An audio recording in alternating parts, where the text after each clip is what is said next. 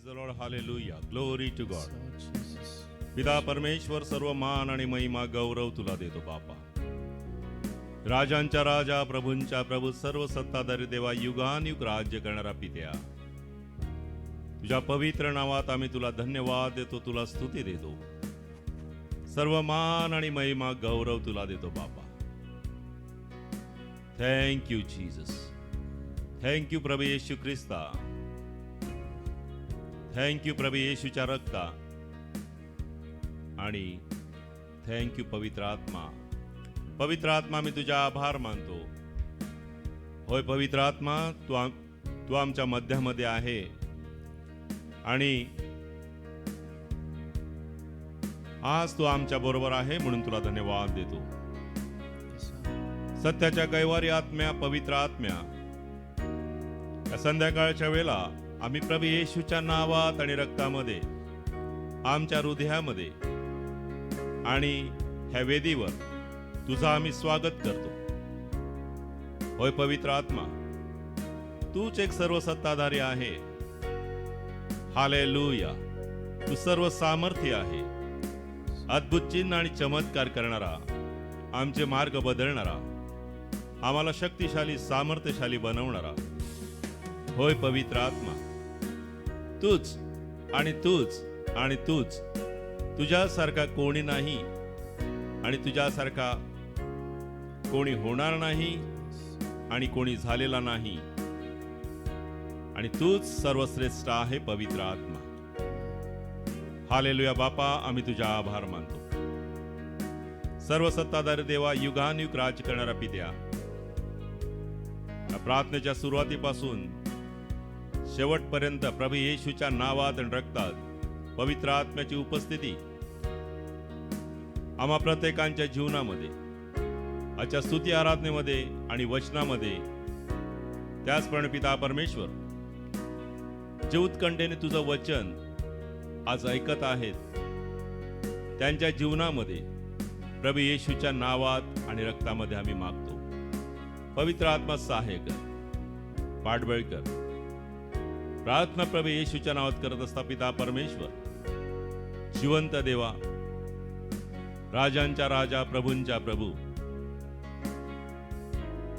आमचं तू सहाय्य आणि पाठबळ कर. आणि विशेष करून आज जो स्वर्गीय मानना तुझ्या दासांद्वारे आमच्यामध्ये तू पाठवणार आहे, तो तुझ्या हृदयातून त्यांच्या मुखात उतरून येऊ दे बाबा. होय सनातन प्रभू, की जेणेकरून ऐकणारे प्रत्येक कान आणि हृदय तृप्त होईल आणि त्यांना प्रभू येशूच्या नावात आणि रक्तात विश्वास आणि आधार मिळेल बाबा. आणि म्हणून बापा, जिवंत देवा, प्रभू येशूच्या नावात आणि रक्तात आम्ही तुझ्या चरणापाशी जमलो असता, ही स्तुती आराधना, आजचं वचन तुझ्या पवित्र हातात समर्पित केलं असता, या प्रार्थनेच्या विरोधात उठलेली हर एक अंधाराची सत्ता, आकाशातील दुरात्मा, दृष्टात्मा, अशुद्ध आत्मा आणि हकीमांच्या सर्व सत्ता आणि सेनेंचं काम प्रभू येशूच्या नावात आणि रक्तात आम्ही पूर्णपणे मोडकळी सांगतो. त्यांच्यावर आम्ही प्रभू येशूच्या नावात आणि रक्तात जय आणि विजय घोषित करतो. आणि सनातन प्रभू, आमच्या जीवनामध्ये आणि तुझ्या लोकांच्या जीवनामध्ये प्रेम, शांती, आनंद, लीनता, नम्रता, सहनशीलता, विश्वासूपणा, चांगलेपणा आणि इंद्रिय दमन करणे शक्ती, सामर्थ्य, बळ प्रभू येशूच्या नावात आणि रक्तात घोषित करतो. त्याचप्रमाणे यहोवाचा आत्मा, ज्ञानाचा, बोधाचा, बुद्धीचा, पराक्रमाचा, विद्येचा आणि यहोवाचा आत्मा, भयाचा आत्मा आम्हा प्रत्येकांच्या जीवनात आम्ही मागतो. कारण पिता परमेश्वर, तुझा भय हाच ज्ञानाचा प्रारंभ आहे. तुझ्या भयात चालव आणि तुझा आज्ञाधारकपणा आम्हा प्रत्येकांच्या जीवनात उतरून दे, अशासाठी की आम्ही जगाचा प्रकाश आणि पृथ्वीचे मीठ, हालेलुया, ह्या जगातील लोकांसमोर होऊ बाबा. प्रार्थना प्रभू येशूच्या नावात करतो, आमेन. आणि म्हणून माझ्या भावानो आणि बहिणीनो, या संध्याकाळच्या वेळेला आम्ही प्रभू येशूची आराधना करण्यासाठी एकत्र जमलो असता, त्याचा वचनाचा मानना आम्ही ग्रहण करत असता. आम्ही या वचनातून पाहूया इब्री लोकास पत्र 3 अध्याय 7 पासून 14 पर्यंत. सावध राहण्याविषयी सूचना. म्हणून पवित्र आत्म्याने सांगितल्याप्रमाणे आज जर तुम्ही त्याची वाणी ऐकाल, तर जसे रानात परीक्षेच्या दिवशी क्रोध चेतविण्याच्या वेळेस झाले, तशी तुम्ही आपली हृदये कठीण करू नका. तेथे तुमच्या वडिलांनी मला पारखून माझी परीक्षा पाहिली आणि 40 वर्ष माझी कामं पाहिली. म्हणून त्या पिढीस मी रागे भरलो व म्हणालो, ते अंतःकरणाने सर्वदा बहकतात व त्यांनी माझे मार्ग जाणले नाही. तशीच मी आपल्या रागात शपथ वाहून म्हटले की ते माझ्या विसाव्यात येणारच नाहीत. भावांनो, जपा, नाही तर जिवंत देवापासून दुरावल्याने तुमच्यातल्या कोणामध्ये अविश्वासी वाईट अंतःकरण उत्पन्न होईल. तर जोपर्यंत आज म्हटलेला दिवस आहे, तोपर्यंत तुम्ही दररोज एकमेकांस बोध करा, यासाठी की पापाच्या ठकविण्याने तुमच्यातला कोणी कठीण होऊ नये. कारण जर आपण आपला प्रारंभीचा भरोसा शेवटपर्यंत बळकट धरतो, तरच आपण ख्रिस्ताचे भागीदार होतो. होय माझ्या प्रिय भावना आणि बहिणीनो, आज परमेश्वर या गोष्टीद्वारे आम्हाला सावध करत आहे की जर तुम्ही त्याची वाणी ऐकाल, तर आम्ही निश्चित तारले जाऊ. परंतु जर आम्ही त्याच्या वाणीपासून बगले जाऊ, फिरले जाऊ, तर निश्चित आमच्यावर वाईट प्रसंग येतील. होय माझ्या प्रिय भावना आणि बहिणीनो, इस्रायल लोकांनी देखील तीच गोष्ट केली. त्यांनी परमेश्वराची अनेक कृत्ये आपल्या डोळ्यांनी पाहिलेली होती. लाल समुद्र त्यांनी दुभागताना पाहिलेला होता. अनेक मऱ्या ज्या मिस्री लोकांवर होत्या, परंतु त्यांच्यावर त्या आल्या नाहीत, हे देखील त्यांनी आपल्या डोळ्यांनी अनुभवलेलं होतं. रानामध्ये त्यांनी दूतांची भाकर म्हणजेच मान्ना खाला. जेव्हा त्यांना भूक लागली, तेव्हा त्यांना मांसाची गरज होती, त्यावेळेला परमेश्वराने आकाशातून लावे पक्षी त्यांना दिले होते आणि त्याचा देखील त्यांनी अनुभव घेतलेला होता. खडकांतून त्यांना पाणी पुरविले होते. तरी देखील ज्यावेळेला अडचणीचा प्रसंग आला, तेव्हा ते परमेश्वराच्या विरोधात कुरकुर करू लागले. हालेलुया.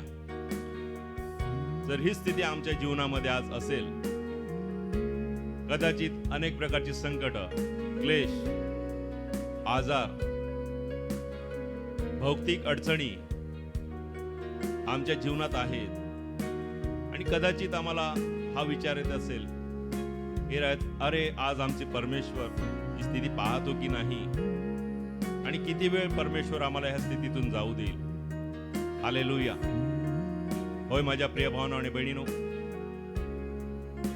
संकट ही येणारच आहेत, परंतु त्या संकटामध्ये टिकून राहण्यासाठी आम्हाला विश्वासाची गरज आहे. कारण आमचा परमेश्वर विश्वासी आहे आणि तो विश्वास योग्य आहे. जरी आम्ही कष्टाची भाकर खातो, तरी त्यामध्ये परमेश्वर आम्हाला आनंद देईल. हालेलुया. जरी आमच्या जीवनामध्ये अंधकार आहे, तरी निश्चित दुसऱ्या दिवशी किंवा दुसऱ्या क्षणाला परमेश्वर आमच्या जीवनात प्रकाश टाकणार आहे, प्रकाश पाडणार आहे. हालेलुया. हालेलुया. होय माझ्या प्रिय भावना आणि बहिणीनो, आणि म्हणून जिवंत देवाला दोष देऊ नका आणि पवित्र आत्म्याला खेद आणू नका. जर माझ्या भावानो आणि बहिणीनो, पवित्र आत्मा आमच्यामधून ह्या गोष्टीमुळे निघून गेला तर निश्चित आम्ही गर्तेत पडू. हालेलुया. आणि आमची दशा फार वाईट अशी होईल. म्हणून जिवंत देवाच्या हातात पडा, त्याच्या विरोधात उभे राहू नका. होय माझ्या प्रिय भावांनो आणि बहिणीनो, कारण परमेश्वराने आम्हाला सांगितलेलं आहे की मी तुम्हाला अनाथ असं सोडणार नाही. मी पित्याकडे जाईल आणि पित्याचं पराक्लेत तुम्हाला साडी देईल आणि तो पराक्लेत येईल आणि आम्हाला सामर्थ्य पुरवेल. Hallelujah, hallelujah. तो आम्हाला ज्ञान आणि बोध करील. संकटच्या वेळी तो आमचा सहाय्याचा गड, आमचा उंच बुरुज होईल. हालेलुया. आणि निश्चित जसे यरुशलेमच्या किंवा इस्रायलच्या सुरक्षेसाठी मजबूत डोंगराचे गड ह्या देशाच्या भोवती, ह्या नगरीच्या भोवती आहेत, त्याचप्रमाणे परमेश्वर देखील आमचा मजबूत गड होऊन आमच्या बाजूला उभा राहील आणि आम्हाला सर्व प्रकारच्या विपत्तीतून, संकटातून, क्लेशातून, आजारातून आणि अडीअडचणीतून तो आम्हाला मोकळीकता देईल. आमेन, आमेन. आणि म्हणून आम्ही आराधनेमध्ये जात असता आम्ही ज्या ठिकाणी आहोत ते सर्व ठिकाण, विशेष करून आमची हृदये, आमचे कुटुंबातील हर एक व्यक्तींची जीवन प्रभू येशूच्या नावात आणि रक्तात पवित्र आत्म्याला समर्पित करू आणि पवित्र आत्म्याला आपल्या हृदयामध्ये आमंत्रण देऊ. पूर्णपणे अधिकार आमच्या शरीरावर, मनावर, देहावर, बुद्धीवर, इच्छाशक्तीवर आणि विचारावर देऊ. हालेलुया. होय पवित्र आत्मा ये आणि आम्हा प्रत्येकांचं सहाय्य कर. पाठबळ कर पवित्र आत्मा, कारण तूच आमचा सहाय्यक आहे. Hallelujah. Glory to God, glory to God. धन्यवाद पवित्र आत्मा, धन्यवाद पवित्र आत्मा. आणि म्हणून बापा, आम्ही सर्व आराधक तुझ्या पवित्र हातात पडलेलो आहोत. पवित्र आत्मा तू मार्गदर्शन कर आणि आजच्या वचनामध्ये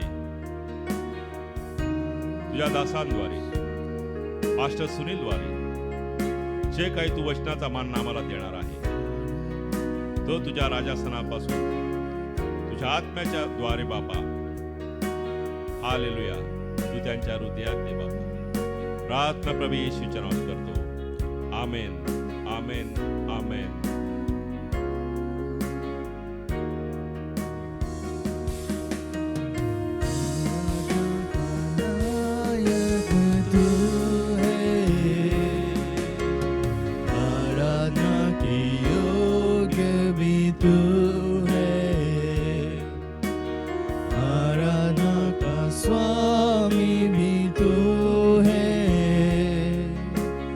आराधना का राजा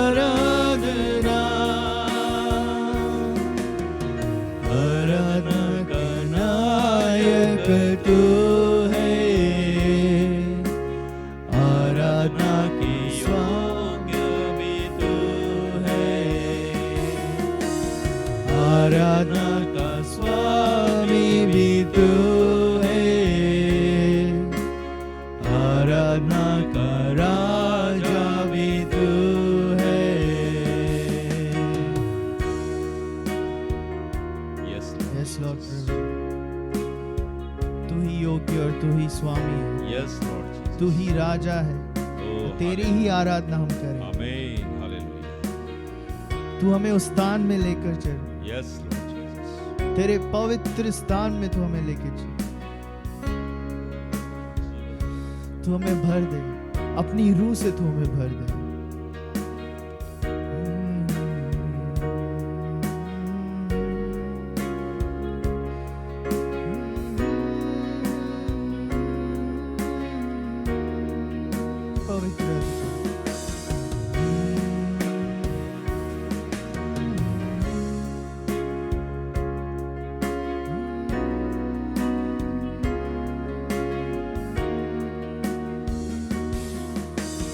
पवित्र अति पवित्र स्थान में ले चल प्रभु, मुझको तू अपने लहू से धो दे मेरे प्रभु। पवित्र अति पवित्र स्थान में ले चल प्रभु, मुझको तू अपने लहू से धो दे मेरे प्रभु। तेरे सामने झुकते सजदा करते, तेरे सामने झुकते सजदा करते। आत्मा और सच्चाई से आराधना करते, आत्मा और सच्चाई से आराधना करते। शुद्ध जल तू छिड़क दे, मन को मेरे बदल दे। प्रार्थना है हमारी, आत्मा से तू भर दे। शुद्ध जल तू छिड़क दे, मन को मेरे बदल दे। प्रार्थना है हमारी, आत्मा से तू भर दे। पवित्र पवित्र अति पवित्र स्थान में ले चल प्रभु, मुझको तू अपने लहू से धो दे मेरे प्रभु। पवित्र अति पवित्र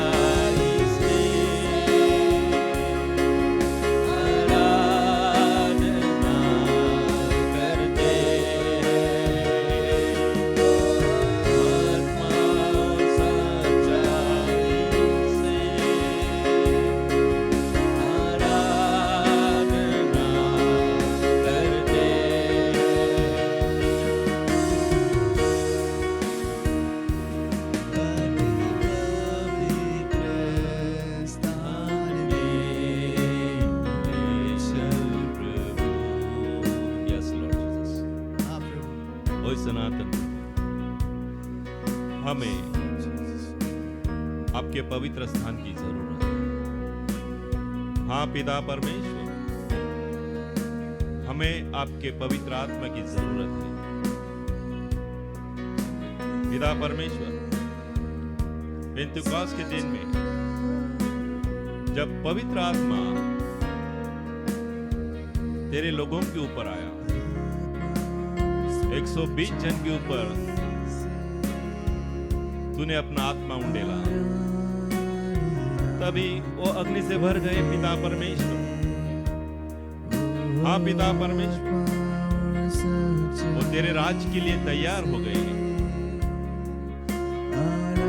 हालेलुया। बस ही पिता परमेश्वर, आज तेरे रूह से तेरे पवित्र आत्मा से तू हमें भर दे, ताकि हम तेरे राज के लिए तैयार हो जाए। हाँ पिता परमेश्वर, तूने हमें स्वर्ग की राज की घोषणा करने के लिए बुलाया है। और आज पिता परमेश्वर, जो काम हमारे हाथ से अधूरा है, वो पवित्र आत्मा के द्वारा वो ही जगत में, हमारे इस वसई शहर में, महाराष्ट्र में, पूरा भारत में तेरे नाम के लिए पूरा हो जाए। और राबा शेखा दिला राबा री बाबा बाबा बाबा।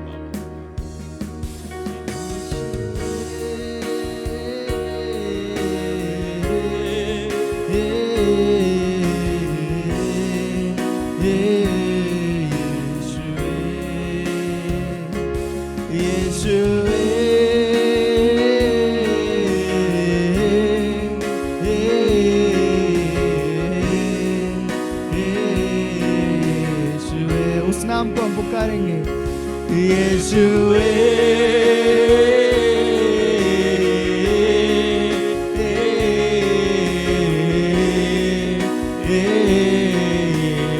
वो नाम सबसे ऊंचा है। यीशुए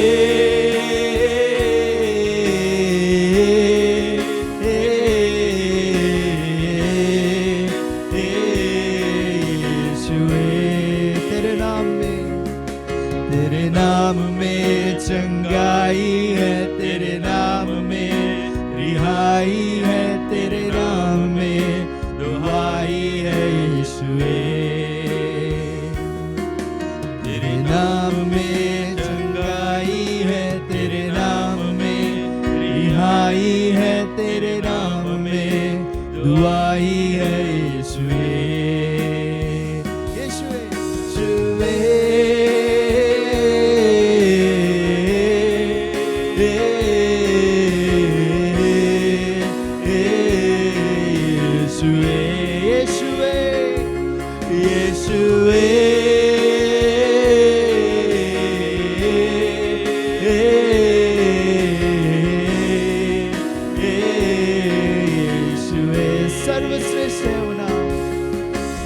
सर्वश्रेष्ठ है यीशु नाम, ओ सर्वव्यापी है यीशु नाम, ओ सर्वश्रेष्ठ है यीशु नाम, ओ सर्वव्यापी है यीशु नाम। उस नाम के सामने, उस नाम के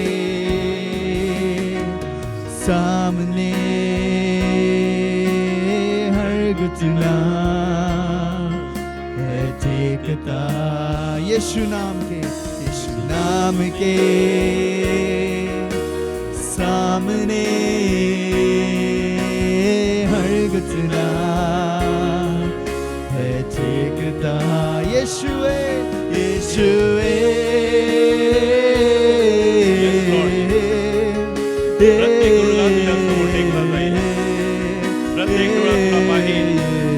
आणि प्रत्येक जीवन तुला कबूल करील। तू आमचा तारणारा प्रभू आणि ख्रिस्त आहे, आणि ज्याने ज्याने तुला भुसकले ते देखील तुझ्याजवळ पाहतील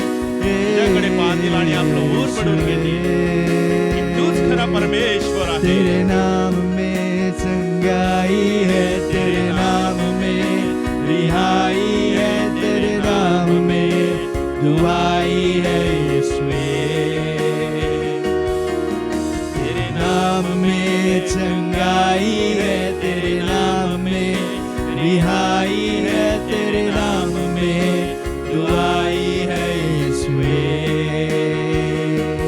यीशुए।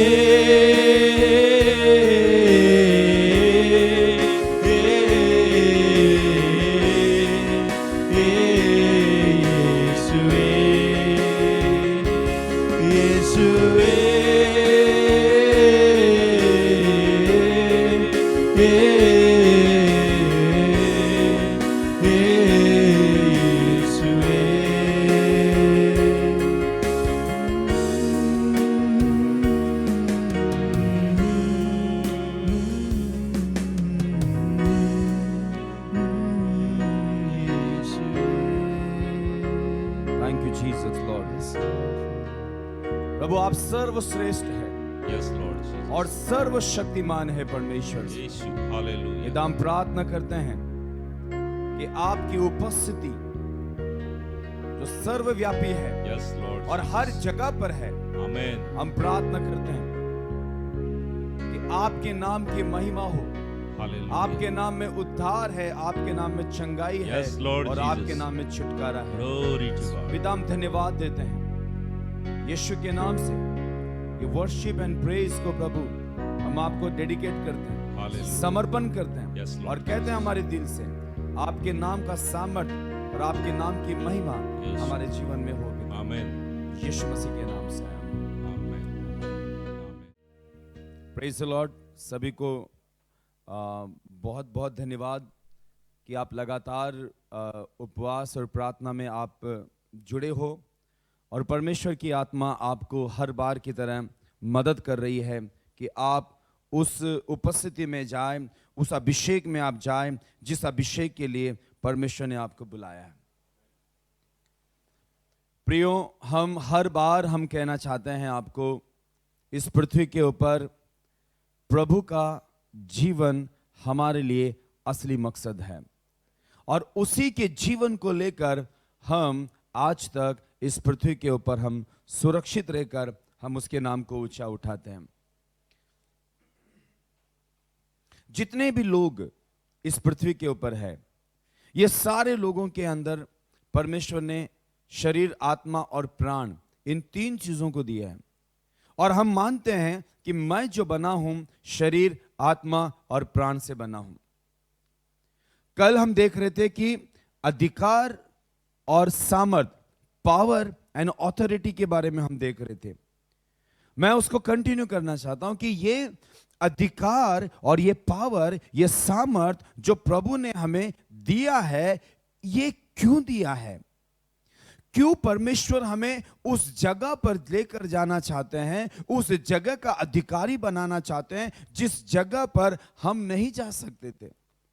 अभी हमने गीत गाया कि वो पवित्र है और जब वो पवित्र है तो निश्चय है उसके जो लोग हैं वो पवित्र होना चाहिए। और ये पवित्रता हमारे जीवन से निकल चुकी थी, ये पवित्रता हमारे जीवन में से खत्म हो चुकी थी।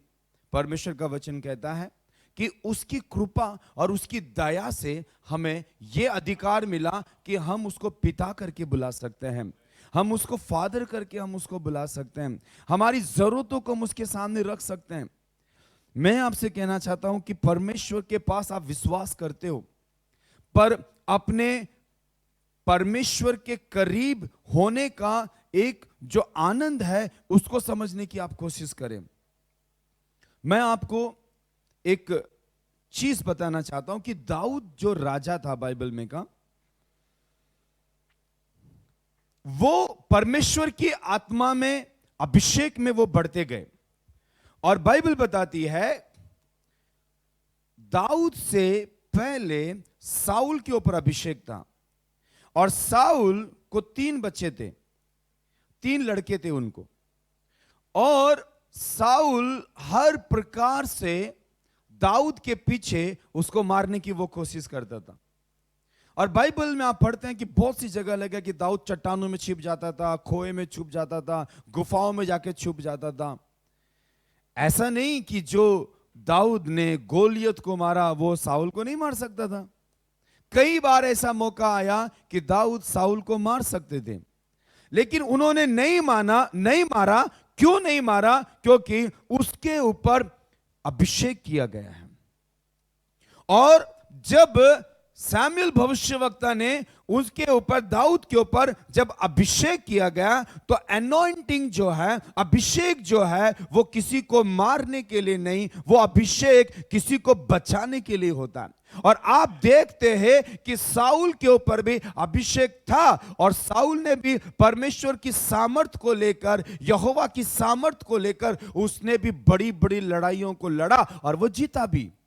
लेकिन यहां पर अब ऐसा हुआ कि जलन की वजह से लोगों का जो नारा लगने लगा, और नारा यह लगा हुआ था कि साउल ने 1000 को और दाऊद ने लाखों को, है ना, कितने लोगों को उसने मार गिराया है, 10,000 लाखों को, कहने मैं संख्या बताना चाहता हूं आपको, असंख्य ऐसी विजेता दाऊद राजा ने ली। और लोगों का जो नारा लगने से साउल के अंदर वो तकलीफ होने लगी, और साउल दिन ब दिन दाऊद के प्रति बुरा सोचने लगा, दाऊद के प्रति बुरा सोचने लगा, दाऊद को मारने की कोशिश करने लगा, उसे घात करने की कोशिश करने लगा। लेकिन दाऊद ने कभी भी नहीं सोचा कि मैं साउल को मार गिराऊं।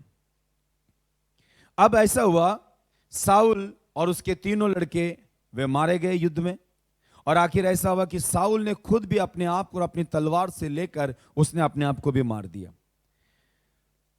साउल खत्म, उसके बच्चे खत्म। अब दूसरा सैमुएल की किताब, जो मैं यहां से आज का मैं टॉपिक शुरू कर रहा हूं, मैं ये थोड़ा सा मैंने आपको एक बैकग्राउंड दिया मैंने आपको। दूसरा सैमुएल की किताब, उसका 9वां अध्याय, चैप्टर 9 वर्स 1 और 2 हम पढ़ते हैं। दाऊद ने पूछा, क्या साउल के घराने में से कोई अब तक बचा है जिसको मैं योनातन के कारण प्रीति दिखाऊं?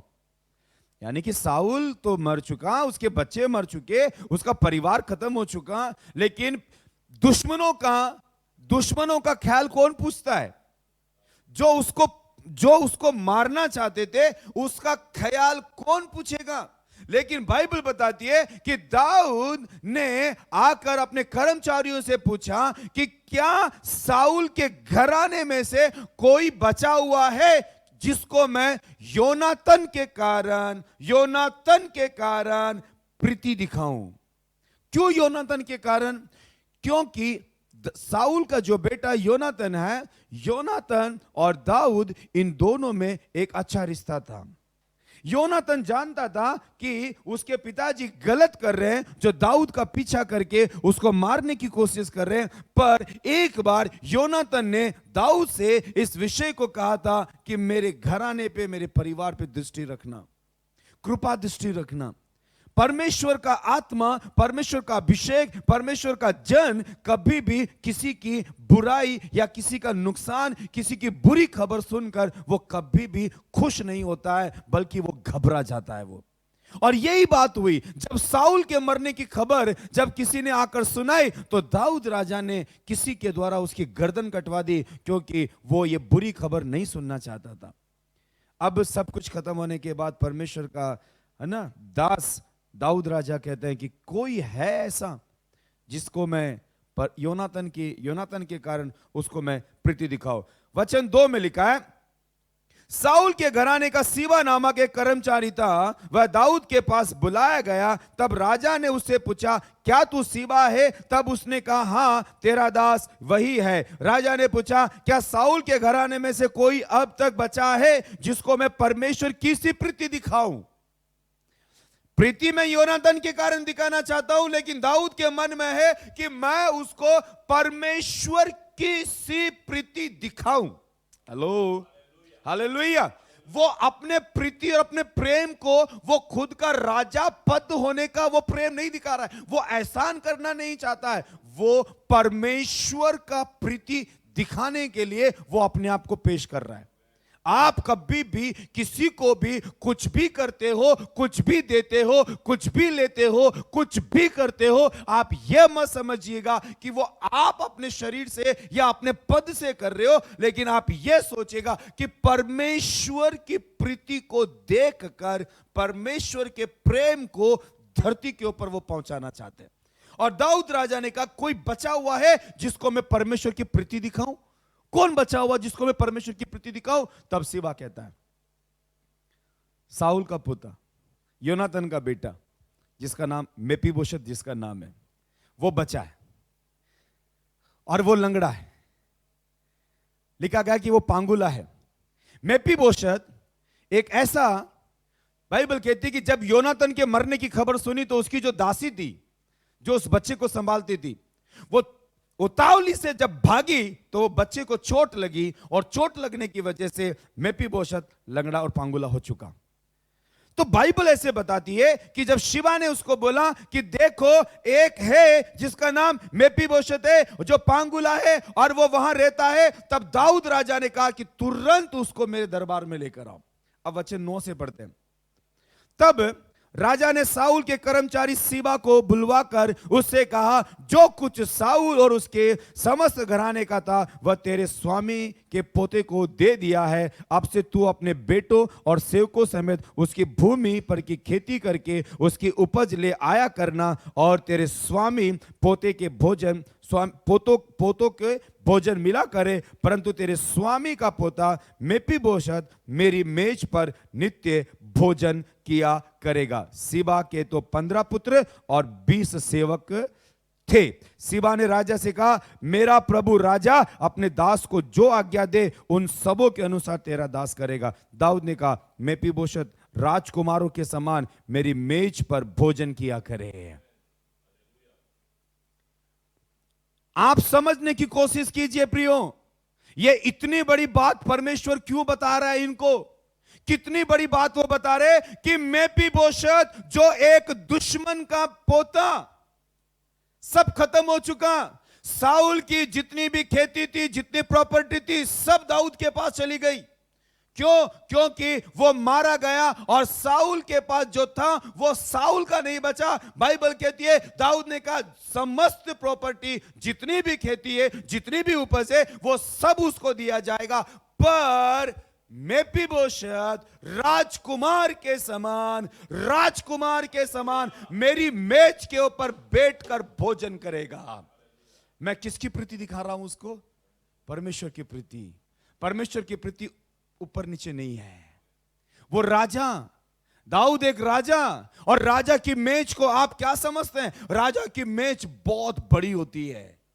राजाओं की मेज के ऊपर एक बहुत शान होती है। हर कोई उसकी मेज के ऊपर नहीं बैठ सकता। राजा की मेज के ऊपर केवल राजकुमार बैठ सकता है जो उसका पुत्र है। राजा की मेज के ऊपर राजा जिसे अधिकार देता है वो ही बैठ सकता है। और परमेश्वर का वचन कहता है कि दाऊद राजा ने यह घोषणा की, मेपीबोशत जो पांगुला है, जो साउल का पोता है, योनातन का बेटा है, मैं उस बच्चे के ऊपर, उस लड़के के ऊपर परमेश्वर की प्रीति में दिखाना चाहता हूं। परमेश्वर के प्रेम को मैं उस जगह में दिखाना चाहता हूं, और वो राजकुमार के समान वो मेरी मेज के ऊपर बैठेगा।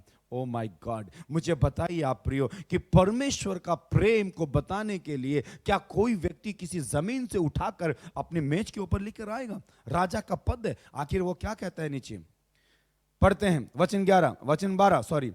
मेपीबोशत के भी मिका नामक एक छोटा बेटा था, और शिबा के घर में जितने रहते थे ये सब मेपीबोशत की सेवा करते थे। मेपीबोशत यरूशलेम में रहता था, क्योंकि वह राजा की मेज पर नित्य भोजन किया करता था, और वह दोनों पांव का पांगुला था। Hallelujah, praise the Lord, praise the lord, hallelujah, hallelujah. Bible कहती है कि नित्य वो उनकी मेज के ऊपर वो भोजन करता था। Thank you Jesus. अब जब मेपीबोशत को प्रभु के भवन में लाया गया, 9 अध्याय उसका वचन 6 से पढ़ते हैं। जब मेपीबोशत जो योनातन का पुत्र और साउल का पोता था दाऊद के पास आया, तब मुंह के बल गिर के दंडवत किया। दाऊद ने कहा, हे मेपीबोशत। उसने कहा, तेरे दास को क्या आज्ञा? दाऊद ने उससे कहा, मत डर, तेरे पिता योनातन के कारण मैं निश्चय तुझको प्रीति दिखाऊंगा, और तेरे दादा साउल की सारी भूमि तुझे फेर दूंगा। तू मेरी मेज पर नित्य भोजन किया कर। उसने दंडवत करके कहा, तेरा दास क्या है कि तू मुझ ऐसे मरे कुत्ते की ओर दृष्टि करे? मेफीबोशेत अपने आप को किस लेवल में लेकर गया? एक मरे हुए कुत्ते के समान उसने अपने आप को दर्जा दिया कि ये मरे हुए कुत्ते के समान जो व्यक्ति है उसके ऊपर तूने ऐसी कृपा दृष्टि की है। प्रियो, सब कुछ खत्म हो गया था उसका, सब कुछ खत्म हो चुका था उसका। बाइबल कहती है परमेश्वर ने जब अपनी आत्मा दाऊद के ऊपर उंडेली तो यह दाऊद परमेश्वर की प्रीति को दिखाने के लिए मेफीबोशेत को, जो पांगुला है, जिसकी कोई कीमत नहीं है, वो खुद अपने आप को मरे हुए कुत्ते के समान वो कहता है, लेकिन परमेश्वर का दास, परमेश्वर का बेटा, परमेश्वर का बनाया हुआ राजा, इस्राएल का राजा, जिसका पद है, जिसका औंधा है, जिसके आगे कोई झुक झुक कर चलता है, हर कोई उसको दंडवत करता है, हर कोई उसको हाथ उठाकर उसकी आराधना करता है। कितने शत्रु उसे डरते हैं। दाऊद एक पावरफुल आदमी बन चुका था, दाऊद एक सामर्थी बन चुका था, दाऊद के नाम से लोग डरते थे, क्योंकि दाऊद परमेश्वर यहोवा के भय में चलकर, उसके वचनों को चलकर शत्रुओं को रोनता था, कुचलता था और वो आगे बढ़ता था। वो राजा, वो पावरफुल आदमी उसे कहता है तू राजकुमार के समान मेरी मेज के ऊपर भोजन करेगा। राजकुमार के समान, राजकुमार के समान। यह परमेश्वर का प्रेम है। This is love of God. यह परमेश्वर का प्रेम है। आज परमेश्वर ने उसे उस मेज के ऊपर बैठने का मौका दिया। मुझ मरे हुए कुत्ते के समान व्यक्ति को प्रभु ये पद क्यों दे रहे हैं आप? नहीं, तू वैसा नहीं है। जब तक एक दिन इनवाइट नहीं किया खाना खाने के लिए, जब मैं मेज पर बैठूंगा तू मेरी मेज पर राजकुमार के समान तू भोजन करेगा। ये प्रेम उस परमेश्वर को आप समझने की जरूरत है। और मेफीबोशेत उसके सामने दंडवत होके गिर गिर के रोने लगा। और मेफीबोशेत परमेश्वर के भय में बढ़ता गया, दाऊद राजा का इज्जत आदर करते गया और उसको देखने के लिए वो बेचैन रहने लगा। जब आप परमेश्वर की मेज के ऊपर जाकर बैठते हैं तो परमेश्वर आपके लिए एक मेज को वो तैयार करता है। भजन संहिता की किताब में लिखा है कि वो हमें शत्रुओं के सामने वो हमारे लिए मेज को बिछाता है। शत्रुओं के सामने उसने हमारे लिए मेज बिछाई। आज राजा के मेज के ऊपर मेफीबोशेत जो शत्रु था, जो अपने आप को मरे हुए कुत्ते के समान घोषित करता है, वो व्यक्ति को जब दाऊद राजा परमेश्वर का प्रेम दिखाने के लिए अपनी टेबल के ऊपर, अपनी मेज के ऊपर इनवाइट करता है, तो आज मैं और आप, जो परमेश्वर खुद है, वो आपको और मेरे को अपनी मेज पर, अपनी टेबल पर आपको इनवाइट करता है और बुलाता है और कहता है आओ मेरे पास, मैं तुमको प्रीति दिखाता हूं। मैं परमेश्वर की प्रीति दिखाता हूं। जॉन 3:16 में लिखा गया है परमेश्वर ने जगत से ऐसा प्रेम किया, उसने अपना इकलौता पुत्र दिया, जो कोई उस पर विश्वास करे वो नाश ना हो। प्रभु यीशु ने अनंत जीवन दिया है। आज आपको वो बुला रहा है, आओ उसके पास। उसने अपनी मेज पर आपको बुलाया है, मुझको बुलाया है। अगर दाऊद के अंदर परमेश्वर की आत्मा होकर वो ऐसी प्रीति दिखा सकता है, तो परमेश्वर यीशु मसीह खुद मानव के रूप में इस धरती पर आया। उसने कितना अनोखा प्रेम दिखाया, कितना अनोखा प्रेम दिखाया, कितना अनोखा प्रेम दिखाया। कोड़ियों को हाथ लगाने का अधिकार नहीं था। कोड़ियों को हाथ लगाने का अधिकार नहीं था। कोड़ियों को यह ऐसा श्राप था कि कोई भी कोड़ी समाज में, लोगों में, शादियों में, ब्याहों में नहीं जा सकते थे। इन कोड़ियों को अधिकार नहीं था कि वो अपने आप की स्वतंत्रता, क्योंकि वो श्राप उनके ऊपर था। बाइबल कहते हैं जब यीशु मसीह आए तो कोड़ी को उसने छुआ, परमेश्वर का प्रेम उसने दिखाया। वचन बोला गया कि वो कोड़ के लोग दूर रहे, लेकिन वचन नीचे आया और वो वचन अधिकार के साथ में आया, और अधिकार में आकर वो वचन ने उस कोड़ के लोगों को हाथ से छूकर शुद्ध किया, चंगा किया। पापियों को, बीमारों को, लंगड़ों को, लाचारों को, बेसहारों को नीचे आया और आकर दाऊद ने कहा परमेश्वर की प्रीति दिखाऊंगा। उस यीशु ने कहा मैं परमेश्वर का प्रेम स्वर्ग से लेकर मैं नीचे आया हूं और मैं तुम्हें इनवाइट करता हूं, आओ परमेश्वर की मेज पर आकर बैठो, परमेश्वर की मेज पे आकर बैठो। आपको मैं बताना चाहता हूं, book of 1 John chapter 1 verse 12, यूहन्ना की किताब उसका पहला अध्याय उसका वचन 12। परंतु जितनों ने उसे ग्रहण किया उसने उन्हें परमेश्वर की संतान होने का अधिकार दिया, अर्थात उन्हें जो उसके नाम पर विश्वास रखते हैं। जितने लोगों ने बाइबल कहती है मेफीबोशेत को राजकुमार के समान मेज पर बिठाया गया। अब पृथ्वी के तमाम हम उस मेफीबोशेत के समान पीड़ित थे, लाचार थे, पाप से भरे हुए थे, श्रापों से भरे हुए थे और अंधकार के कामों में जीने वाले लोग थे। बाइबल कहती है परमेश्वर ने यह कहा कि जितने लोग उसे ग्रहण करते हैं, उस पर विश्वास करते हैं, उन्हें परमेश्वर क्या करता है? संतान होने का अधिकार देता है। दाऊद ने मेफीबोशेत से कहा कि तू राजकुमार के समान मेरी मेज पर बैठेगा। तो राजकुमार तो राजा का बेटा को ही कहा सकता है। राजकुमार वही होता है जो राजा का बेटा होता है। और संतान इसका मतलब कि पिता, जो फादर, जो स्वर्ग में है, वो अपनी खोई हुई प्रजा को, उससे महिमा से जो वंचित हो गए, जिसने अपना अपना मार्ग चुन लिया, उन सब को वो कहता है कि यीशु मसीह को जब तुम ग्रहण करते हो, विश्वास करते हो, प्रार्थना करते हो, तो बाइबल कहती है परमेश्वर की संतान होने का अधिकार आपको मिलता है। क्या आप खुश है कि आप परमेश्वर की संतान हैं?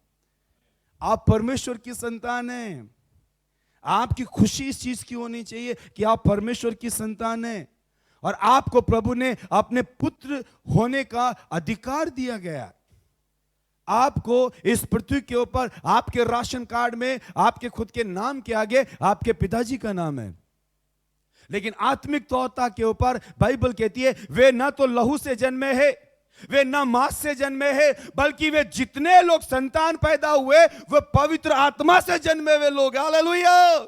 सो बाइबल कहती है ना तो उन्होंने लहू से, ना उन्होंने मांस से जन्म लिया, बल्कि वे परमेश्वर से जन्मे। जब यीशु मसीह पवित्र आत्मा से मरियम की पेट में से उनका जन्म हुआ, उसी समान अब इन स्पिरिट, इन आत्मा में, आफ्टर द वर्ड को पढ़ने के बाद, विश्वास करने के बाद, अब मैं और आप उस आत्मा से नया जन्म पाया है। और नया जन्म पाने के बाद बाइबल कहती है अब तुम पुराने नहीं हो, अब तुम पुराने नहीं हो, अब तुम नई रीति से जन्मे हो। इसीलिए उस पिता ने हमें पुत्र होने का अधिकार दिया। तो मेरे को पावर किस चीज में? सबसे पहला अधिकार क्या चीज का चाहिए? मेरे को मेरे पिता और मेरे पुत्र का रिश्ता कायम होना चाहिए। वो रिलेशन को मैंने मेंटेन करना कि मैं अपने बाप के पास, अपने पिता के पास खोया हुआ था, भटका हुआ था, मैं रिटर्न चला जाऊं। इसीलिए बाइबल बताती है, आप हर समय पढ़ लीजिए, निकोदेमस ने कहा कि कैसे जन्म ले सकता है कोई आदमी? प्रभु यीशु ने कहा यदि जल और आत्मा से ना जन्मे तो ये जल और ये आत्मा जो है ये बहुत जरूरी है ये समझने के लिए कि ये आत्मा का जन्म मेरा और आपका अब एक नया जन्म है ये, और ये नया जन्म हमको मिलना है। हर एक व्यक्ति ने यह सोचना है कि मैं अब उस परमेश्वर के स्वर्ग के अधिकार को मैं लेना चाहता हूं, लेकिन क्या वो अधिकार मेरे पास है कि मैं पिता का संतान बन चुका हूं, मैं उसका बेटा बन चुका हूं?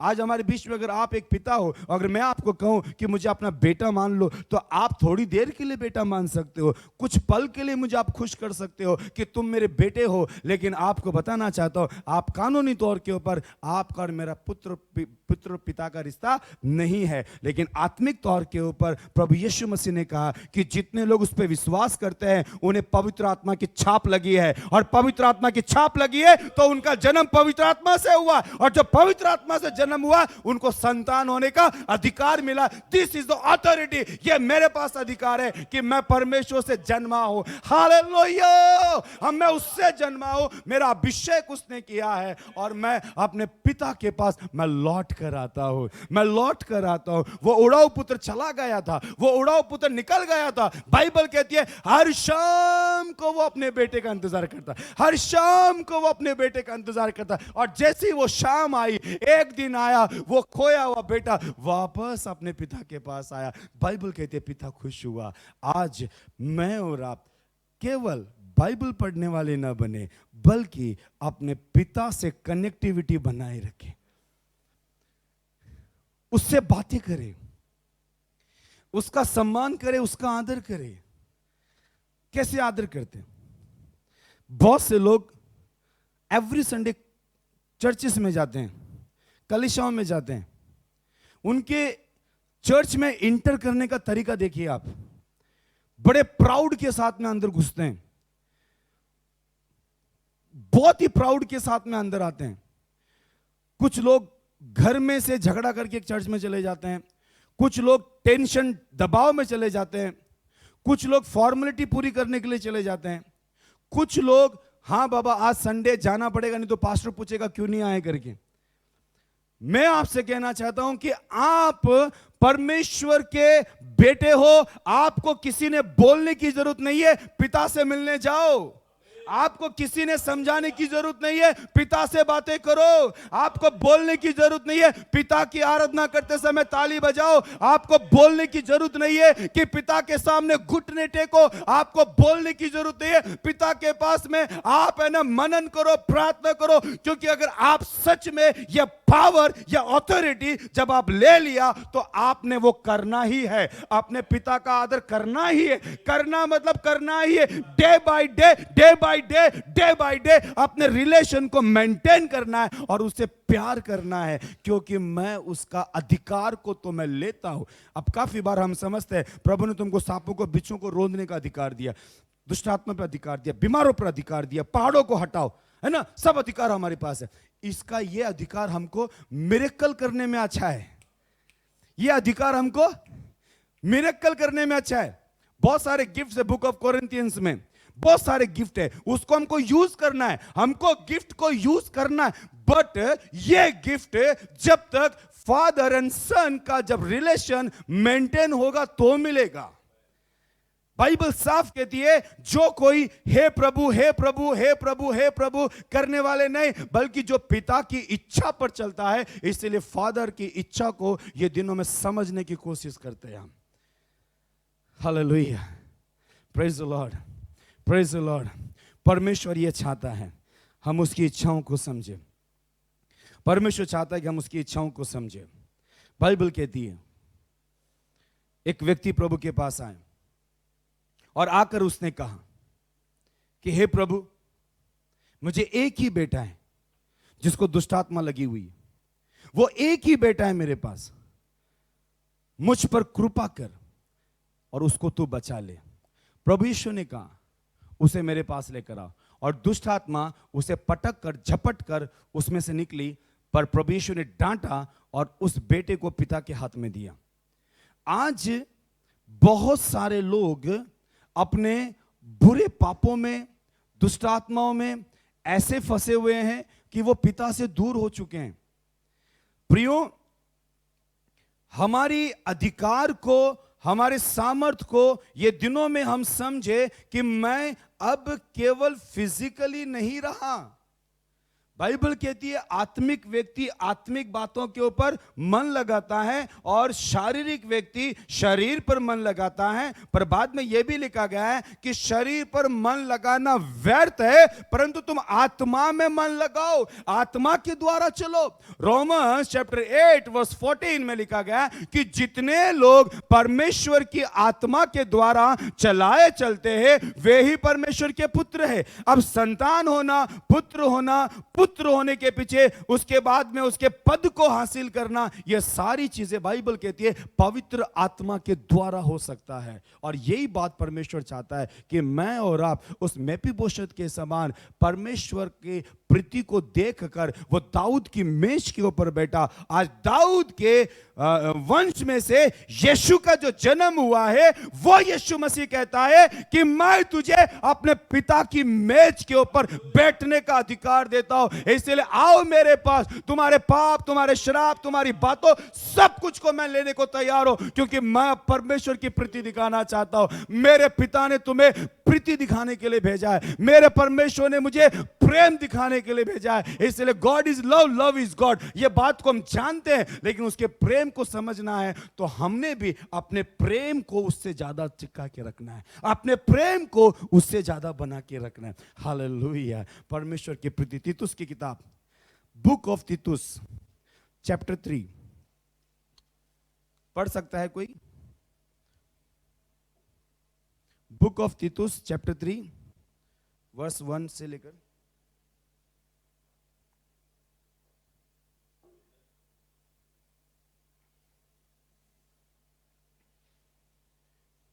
तीतुस की किताब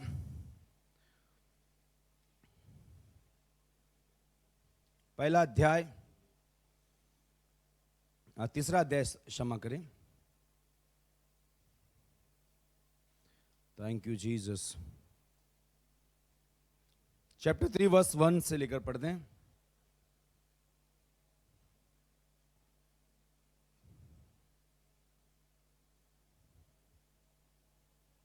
थैंक यू जीसस।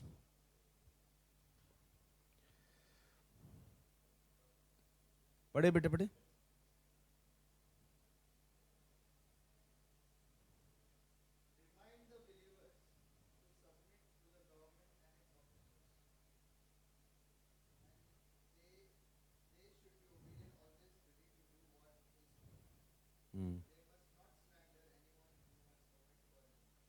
बाइबल ऐसे बताती है कि लोगों को सुधि दिला कि हाकिमों और अधिकारियों के अधीन रहे, उसकी आज्ञा माने और हर एक अच्छे काम के लिए वो तैयार रहे।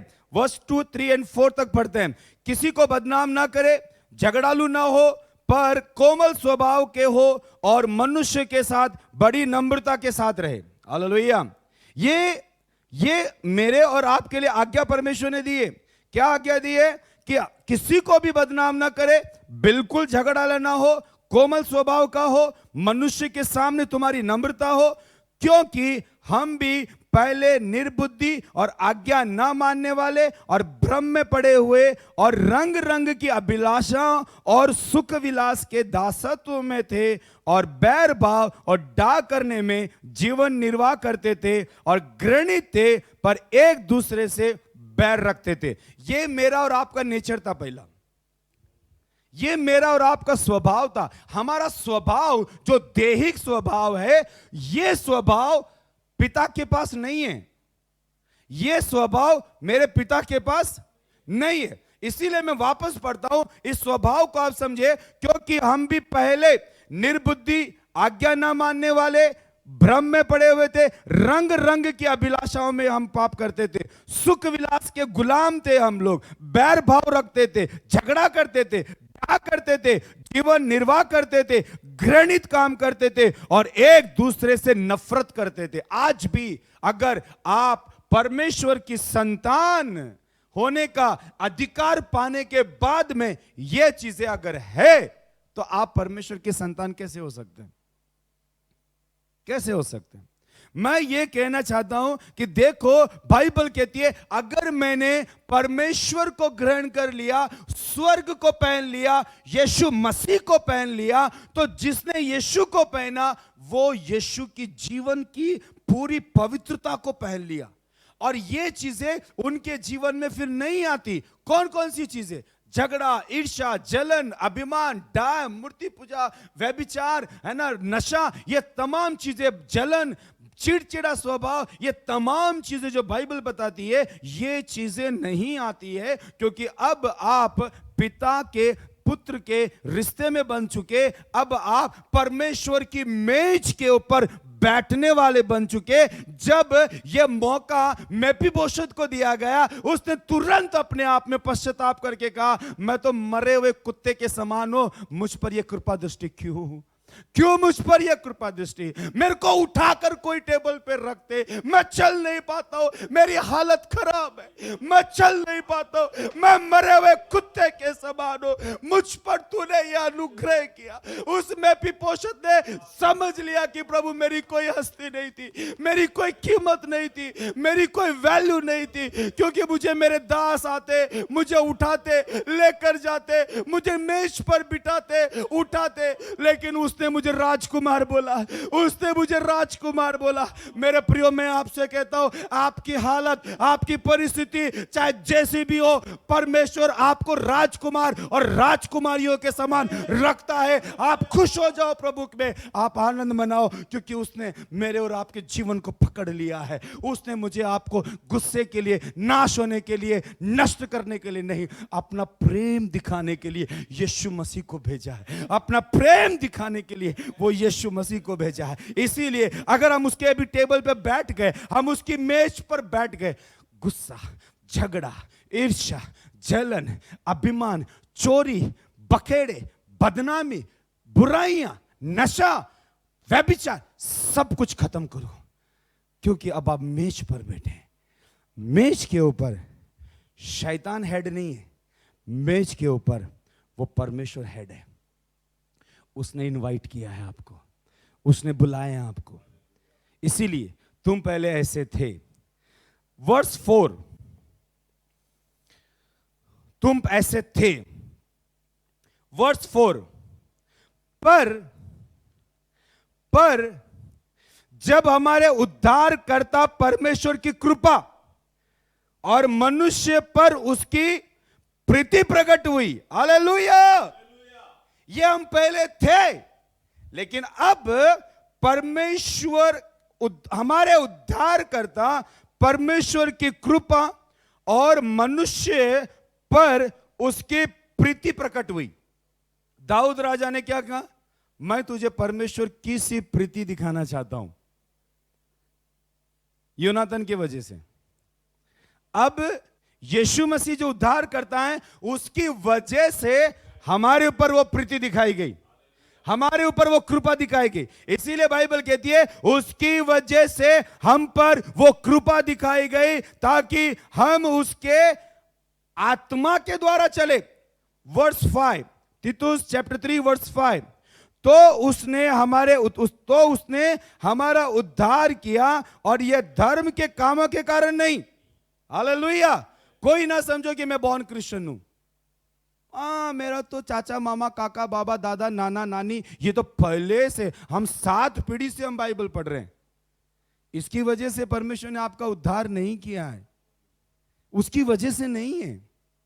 उन्होंने माना, पालन किया, उनका सैल्वेशन हुआ, लॉर्ड उन्हें ब्लेस करे।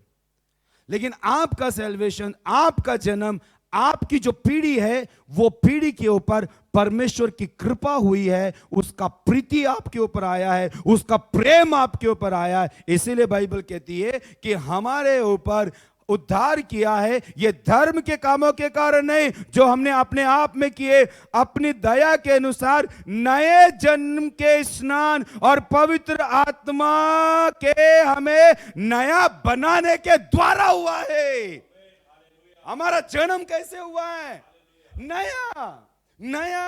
और यह अधिकार प्रभु ने मुझे दिया है, मुझ पर कृपा हुई है। अब मैं उसका बेटा बन चुका, मैं उसका संतान बनकर मैंने वो अधिकार पाया है। I am a son of God, hallelujah. मैं उसका संतान हूं, मैं उसका बेटा, मैं उसकी बेटी हूं। मैं डरूंगा नहीं, मैं घबराऊंगा नहीं। ए आंधियों, तूफानों, लहरों, तुझे मैं डिस्ट्रॉय करता हूं यीशु के नाम से। हट जा मेरे जीवन में से, मेरा परमेश्वर मेरे साथ में है। प्रभु ने चेलों को उस तूफान में भी पानी में चलकर गए, जाकर बचाया। वो आपके घर में भी आएगा, आपको भी बचाएगा, क्योंकि आप उसके हैं। चेलों ने नहीं पुकारा था यीशु यीशु, चेलों ने नहीं पुकारा था, लेकिन प्रभु उस पहाड़ पे प्रार्थना कर रहे थे, और प्रार्थना करते उसने देखा कि उसके चेले नाव में जाते समय उस आंधी तूफानों में डूबने को जा रहे थे, प्रभु पानी पर चल कर गए। जो पानी पर चलकर आपको बचा सकता है, अब तो वो जिंदा है, आपके पास में है, आपके घर में है, आपके मुंह में है, आपके दिल में है, आपके घर में है, आपके बाइबल में है। आप उस पे बातें करें, आप उससे बातें करें, उससे प्रार्थना करें, उससे कहे कि प्रभु मैं आपका बेटा होने का अधिकार रखना चाहता हूं, मेरा नाम प्रभु आपकी पुस्तक से कभी मत निकालना। उसने नाम लिया। बाइबल कहते हैं मैंने तेरा नाम लेकर तुझे बुलाया। उसकी कृपा हम पर हुई है। तेरी कृपा, तेरी दया, तेरा अनुग्रह मुझ पर हुआ। तेरी कृपा, तेरी दया, तेरा अनुग्रह मुझ पर हुआ। यीशु मेरे, यीशु मेरे, यीशु मेरे, यीशु मेरे, यीशु मेरे, यीशु मेरे, यीशु मेरे, यीशु मेरे। मैं पापी था, पापों के रास्तों पर भटका करता था, मैंने वही किया मेरी नजरों में जो हमेशा बुरा था। खुदा बाप मैंने वही पाप किया प्रभु जो आपकी नजर में बुरा था। पिता ओ आपकी नजर में जो बुरा था मैंने वही किया। मैं पापी था, पापों के राहों पर मैं चलता करता था, मैंने वही किया मेरे यीशु जो तेरी नजरों में बुरा था। तेरी नजर मुझ पर हुई, मुझ पापी को तूने किया क्षमा। तेरी कृपा, तेरी दया, तेरा अनुग्रह मुझ पर हुआ। तेरी कृपा, तेरी दया, तेरा अनुग्रह मुझ पर हुआ। यीशु मेरे, यीशु मेरे, यीशु मेरे, यीशु मेरे। पिता का प्रेम आपको समझना। ये गीत मेरे को ऐसे लगा कि मैं गाऊं, थोड़ा सा बीच में गीत मैंने सही नहीं गाया। मैं कोई मतलब गीत गाने के लिए मुझे नहीं आता है, फिर भी परमेश्वर ने शब्द डाला, उस शब्द को मैंने बोला। तो ये कृपा परमेश्वर ने मेरे और आपके जीवन में की, इसलिए संतान होने का अधिकार पाया आप लोगों ने। इस चीज को ध्यान से समझिएगा, आपको परमेश्वर ने संतान होने का अधिकार दिया। प्रभु का वचन कहता है कि प्रभु तुमको एक चुना हुआ प्रजा बनाया। आए पढ़ते 1 पीटर। Thank you Jesus. मैं उम्मीद करता हूं कि जो लोग आप सुन रहे हैं, परमेश्वर की आत्मा आपसे बातें कर रही है इस समय के लिए। Thank you Lord, thank you Jesus. Book of 1 Peter, पहला पत्रस की किताब देखो, बाइबल कहती है चैप्टर 2 वर्स 4, 5 and 6। उसके पास आकर जिसे मनुष्य ने तो निकम्मा ठहराया, परंतु परमेश्वर के निकट चुना हुआ और बहुमूल्य जीवित पत्थर है, तुम भी आप जीवित पत्थरों के समान आत्मिक घर बनते जाते हो, जिससे याजकों का पवित्र समाज बनकर ऐसे आत्मिक बलिदान चढ़ाओ जो यीशु मसीह के द्वारा परमेश्वर को ग्राह्य है। अब यहां पर लिखा गया, ध्यान से सुनिएगा, आप परमेश्वर की संतान होने का अधिकार आपने पाया। अब एक दूसरी बात यहां पर यह लिखी गई है, उसके पास आकर, यानी कि यहां पे प्रभु यीशु मसीह की बारे में बात कर रहे हैं कि हम यीशु के पास आकर जिसको मनुष्य परमेश्वर के निकट चुना हुआ एक बहुमूल्य जीवित पत्थर है। वो कौन? यीशु मसीह। वर्स 5, तुम भी आप जीवते पत्थरों के समान आत्मिक घर। अब यीशु मसीह जो मेरी चट्टान है, वो मेरा गढ़ है, मैं तो उसका संतान हूं, वो मेरा पिता है, ये बात क्लियर हो गई। मैंने प्रभु की आत्मा से जन्म लिया, ये सेकंड चीज भी क्लियर हो गई। लहू मां से जन्म, मैं सारी बातें आत्मिकता की बता रहा हूं।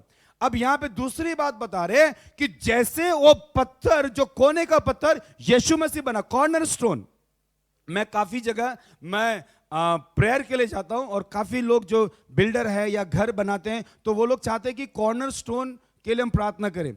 और एक बिल्डर मेरे पास आया, उन्होंने कहा कि हम चाहते हैं कि कॉर्नर स्टोन का पहला, बिल्डिंग का पहला जो पत्थर है, कोने का पत्थर, वो आपके हाथों से हम डलवाना चाहते हैं। तब मेरे दिमाग में ये वचन मेरे सामने आया कि कॉर्नर स्टोन जो है वो बिल्डिंग को बनाने के लिए बहुत जरूरी है, किसी भी इमारत को बनाने के लिए। आज बड़े बड़े टावर आप देखते हैं, इन टावरों में आप बुनियाद तो देखते हैं कि फाउंडेशन कितना डीप है, लेकिन उससे ज्यादा कॉर्नर स्टोन जो है वो कहां रखा गया है। इसीलिए बहुत से लोग कॉर्नर स्टोन डालने से पहले पूजा करते हैं, पाठ करते हैं, हवन करते हैं, बहुत सारा फंक्शन रखते हैं कि आज हम कॉर्नर स्टोन डाल रहे हैं, आज हम पहला पत्थर डाल रहे हैं, कोने का पत्थर डाल रहे हैं। अब बाइबल आपको यहां पर चीज बताती है कि हमारी जो बिल्डिंग है, हम जो टेंपल है, परमेश्वर की आत्मा की जो मंदिर बन गए, ये मंदिर कब बने? ये कब बने? क्योंकि पहला हमने क्या किया? उसको ग्रहण किया। दूसरा क्या किया? पाप को छोड़ा। तीसरा क्या किया? आत्मा से जन्म लिया। और आत्मा से जन्म लेने के बाद में हम स्वर्ग नहीं गए, पर स्वर्ग का परमेश्वर हमारे अंदर आया। इसीलिए पिता के पास अब हम गए नहीं है, पर पिता आपके अंदर आया। इसलिए your body is the temple of God, your body is the temple of Holi spirit. अब ये आत्मा का अभिषेक हमको मिला। अब थोड़ा सा एक अलग स्टेप में जब आगे बढ़ते हैं, तो अब परमेश्वर हमको क्या बता रहा है और किस किस चीज का अधिकार हमको वो देता है।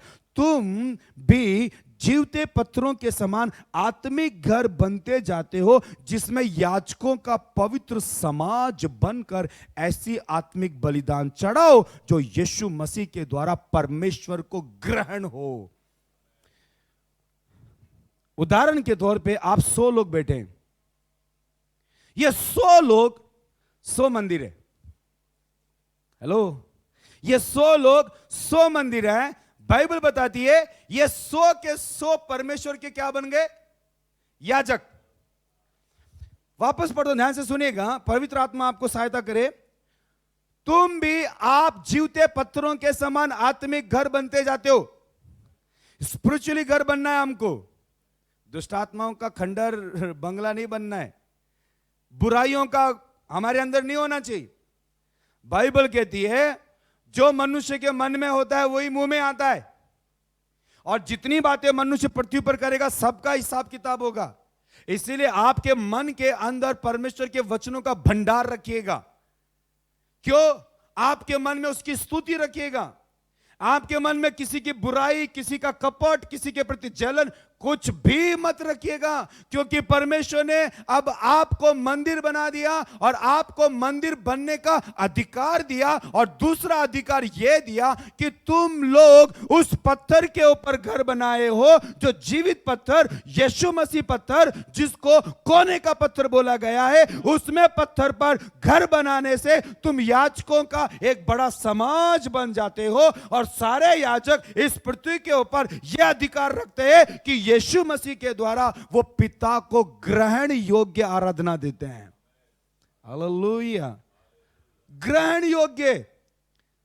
पुराने जमाने में याजकों की भेंटों को स्वीकार नहीं किया जाता था, लेकिन आज प्रभु यीशु के द्वारा अगर मैं सच्चाई से, उस पवित्रता से चलूंगा, भय भक्ति के साथ चलूंगा, निश्चय वो हमारी सुनेगा। आगे वचन 6 में लिखा है, इस कारण पवित्र शास्त्र में भी आया है, देखो मैं सियोन में कोने के सिरे का चुना हुआ और बहुमूल्य पत्थर धरता हूं, और जो कोई उस पर विश्वास करेगा वह किसी रीति से लज्जित नहीं होगा। अतः तुम्हारे लिए जो विश्वास करते हैं वह है तो बहुमूल्य है, पर जो विश्वास नहीं करते उनके लिए जिस पत्थर को राजमिस्त्रियों ने निकम्मा ठहराया था वही कोने का सिरा हो गया और ठेस लगने का पत्थर और ठोकर खाने की चट्टान हो गया, क्योंकि वे तो वचन को न मानकर ठोकर खाते हैं और इसीलिए वे ठहराए भी गए हैं।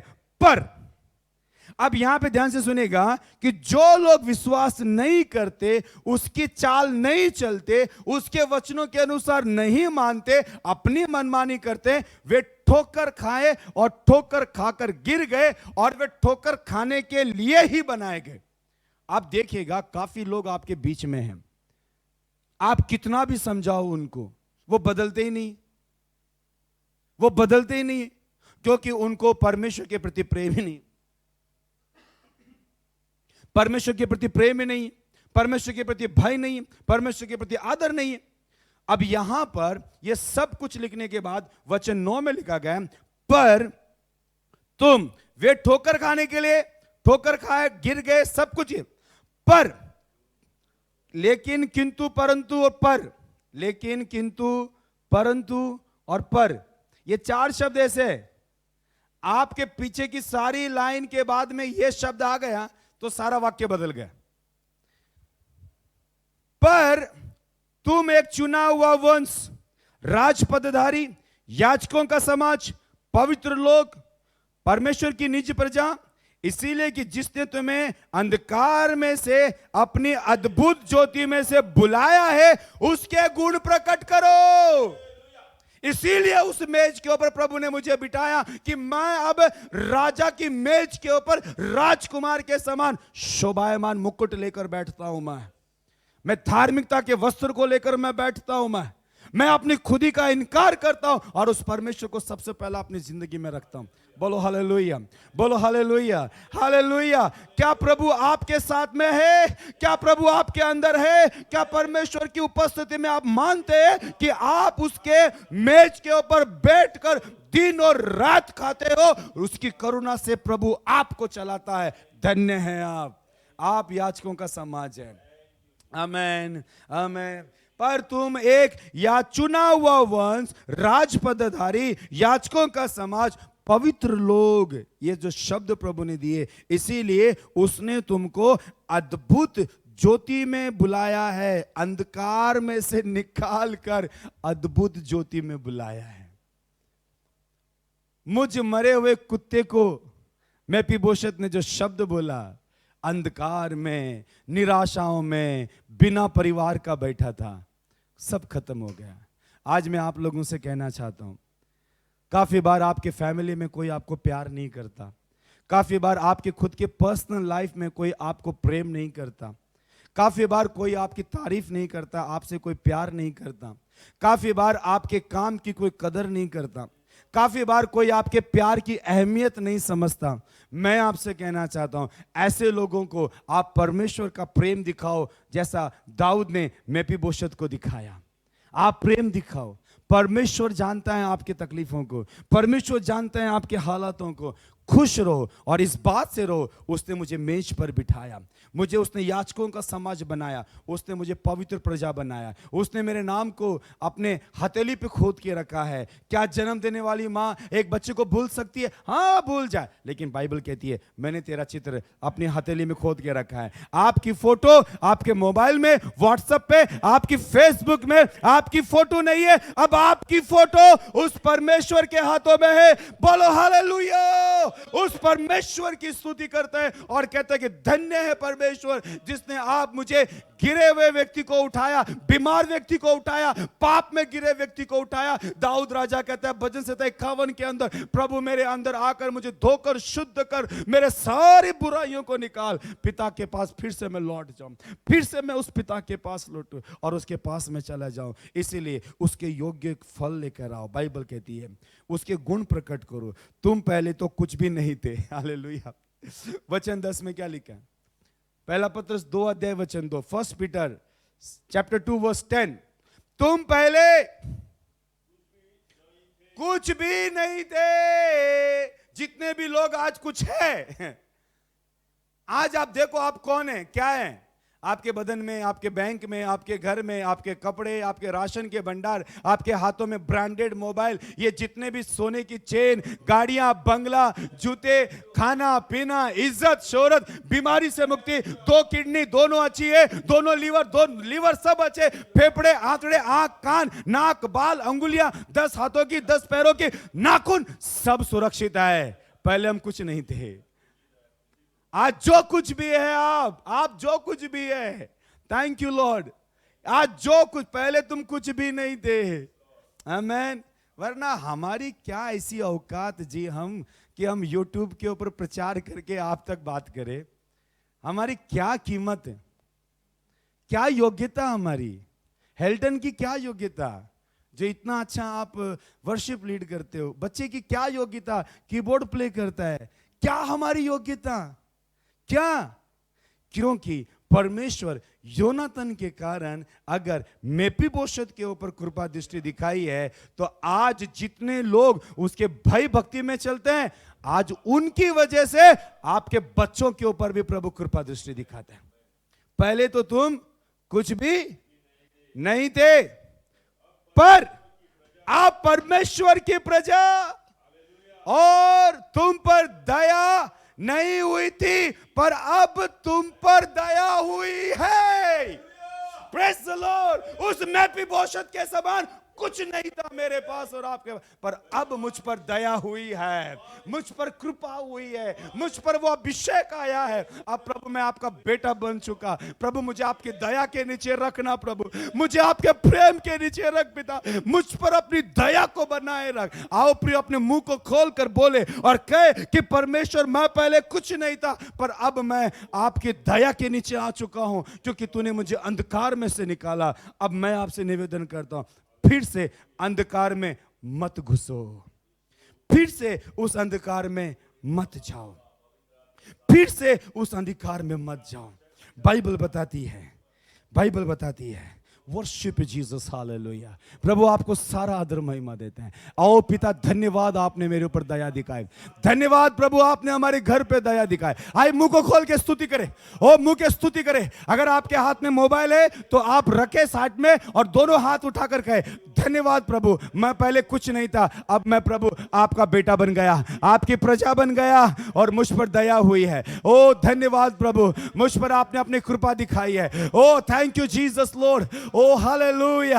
ओ धन्यवाद प्रभु आपके प्रेम के लिए। प्रभु जी, मैं परमेश्वर दूर था, लेकिन आपने मुझे करीब लेकर आया प्रभु। Thank you Jesus, thank you father, thank you holy spirit, thank you holy spirit. पवित्र आत्मा ने मुझे खींच कर लाया, पवित्र आत्मा ने मुझे पकड़ कर लाया, ताकि मैं पिता के पास चला जाऊं, मैं पिता के प्रेम में चला जाऊं, यीशु के लहू के पास मैं चला जाऊं। Thank you Jesus, thank you father, thank you Jesus, hallelujah, thank you Jesus, hallelujah. आपको बताना चाहता हूं मैं एक बात। आपको पता है बाइबल में धनी व्यक्ति था जो मेज के ऊपर बैठकर खाना खाता था, और लाजर जिसका नाम था, बाइबल कहती है उसकी मेज का जूठन का खाना वो लाजर खाता था, मेज का जूठा खाना। अब वो धनवान इसको मेज पर बिठाकर नहीं खिला रहा है, उसकी मेज का जूठा खाना नीचे दे रहा है, और वो लिखता है, उसमें लिखा हुआ कुत्ते आकर उसके जख्मों को भी चाटते थे। मेफीबोशेत जो अपने आप को कहता है कि मुझ मरे हुए कुत्ते के ऊपर ये काम क्यों कर रहा है, मुझ मरे हुए कुत्ते पर ऐसा कृपा दृष्टि क्यों कर रहा है, पर फिर भी दाऊद राजा कहता है तू मेरी मेज पर राजकुमार के समान आप बैठेंगे। हालेलुया। अब लिखा गया कि जब न्याय का समय आता है तो वो धनवान नरक की आग में जलता है, और क्या कहता है, जूठन खाने वाले से। वो राजा जूठा देता था, लेकिन वो जूठा खाकर वो कहां, अब्राम की गोद में जाकर बैठ गए। अब धनवान कहता है कि ऐ पिता उसको भेज, ताकि उसके अंगुली क्या एक सिरा पानी में डुबोकर मेरी जबान को एक बूंद मिले पानी की, सिर्फ 1 ड्रॉप वाटर, एक बूंद पानी।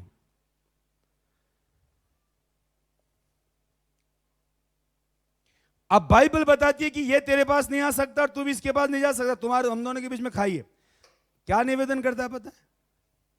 उसका निवेदन ये कि मेरे और भी भाई है जो नीचे हैं, अब एक काम कर, मैं तो इस जगह आ चुका हूं, अब मेरे भाई के पास, भाइयों के पास इसको भेज, ताकि वे लोग इस जगह ना आए, ये अंधकार में फिर से ना आए, ये अंधकार में आके ना फंसे। तो जवाब मिलता है, उनके पास भविष्यवक्ताओं की पुस्तकें हैं, वो उसको पढ़े और उस पर विश्वास करें। आज आपके पास जो ये बाइबल है, बहुत से लोग इसको पढ़ते नहीं हैं और इसके ऊपर अमल नहीं करते हैं। मैं आज आपसे कहना चाहता हूं, इसको पढ़े, पढ़े इसको, पढ़े इसको। और इसीलिए जो इसको पढ़ता है वो 2 जगह पांव नहीं रख सकता, वो 2 जगह पैर नहीं रख सकता। प्रभु का वचन कहता है कि तुम परमेश्वर की मेज और दुष्ट आत्माओं की मेज, इन दोनों मेजों में तुम भागी नहीं हो सकते। प्रभु के कटोरे में से और शैतान के कटोरे में से दोनों जगह में तुम नहीं पी सकते। और ये हमारी सबसे बड़ी गलती क्या होती है, हम आत्मिकता में बहुत फायर होके परमेश्वर की संतान होने का हम दावा करते हैं, लेकिन पीछे दुष्टों की मेज के ऊपर जाकर बैठ जाते हैं। दुष्टों की मेज, दुष्टों की संगति में, दुष्टों के आंगन में रहने वाला, बाइबल कहती है वो कभी भी आशीर्वादित नहीं होता है। और इसीलिए बहुत से लोग, बाइबल कहती है बहुत सारे ऐसे लोग हैं जो परमेश्वर के भी कहलाते हैं और वे दूसरों की, दुष्टों की संगति में भी उठते बैठते हैं। अंधकार का और उजाले का कोई काम नहीं है। परमेश्वर ये चाहते हैं कि आपका जीवन ये दिनों में परमेश्वर के भय और भक्ति में चले, उसकी उपस्थिति में चले। उसने आपको अंधकार में से निकालकर उसकी संतान होने का अधिकार दिया। प्रभु यीशु मसीह ने क्यों ये चीज को कहा? लूका की किताब उसका 22 अध्याय निकालते हैं। Thank you Jesus, glory to Jesus.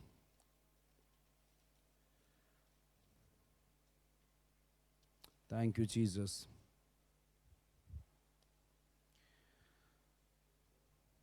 Thank you Jesus. Book of Luke chapter 22 verse 30। ताकि तुम मेरे राज्य में मेरी मेज पर खाओ पियो, वरना सिंहासनों पर बैठकर इस्राएल के 12 गोत्रों का न्याय करो। अब यहां पर समझने की बात है आपको, ये प्रभु के पास कितने चेले बैठे हैं यहां पर? 12। अब ये 12 के बारे देखो,